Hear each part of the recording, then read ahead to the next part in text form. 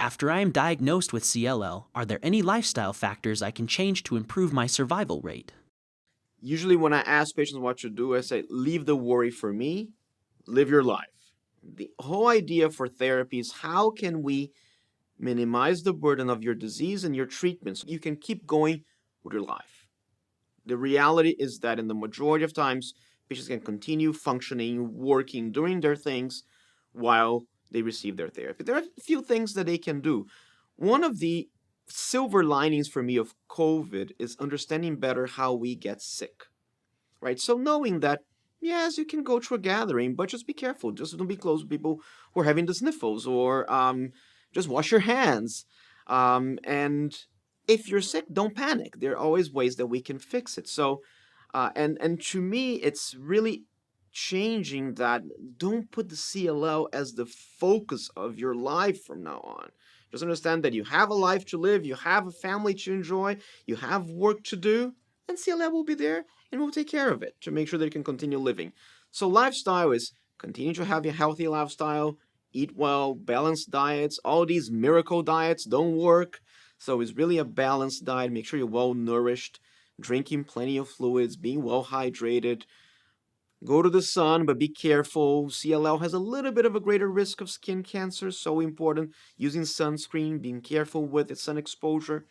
Wear a seatbelt, and really try to keep a healthy lifestyle. Don't smoke, exercise. Those are the best things that you can do in your life, whether you have CLL that is under treatment or CLL that is just being monitored. So, yeah, so CLL is ultimately the last kind of like diagnosis, or more arbitrary made that by counting the number of these clonal cells. And arbitrarily, we have this 5,000 cutoff number. Below 5,000 is what we call a precursor state. It's called monoclonal B-cell lymphocytosis. These are clonal cells that are there, but they don't meet that number. That's an asymptomatic period. And after that, you can still have CLL over 5,000 clonal B cells, but not requiring treatment, as I mentioned before. During that time, there have been studies on, using medications to treat patients, and obviously, because we're treating, we can increase the survival. However, what we call the overall survival has not been demonstrated to be, favorable if we intervene that early.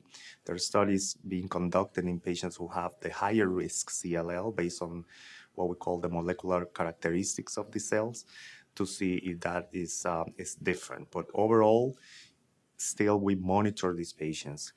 What lifestyle interventions patients can have during that period of time to decrease the progression, I will just tell my patients that they just have to have a healthy lifestyle. There's no specific lifestyle intervention that has shown to prevent the further development of CLL, but you just always encourage patients to have a healthy lifestyle and diet, activity, and exercise as well. And to be honest, the most beneficial intervention is actually continue monitoring with your provider periodically, because we have to detect when patients require treatment, especially those who carry these high-risk features, which are the molecular characteristics of the genomics behind the cancer cells, the B cells.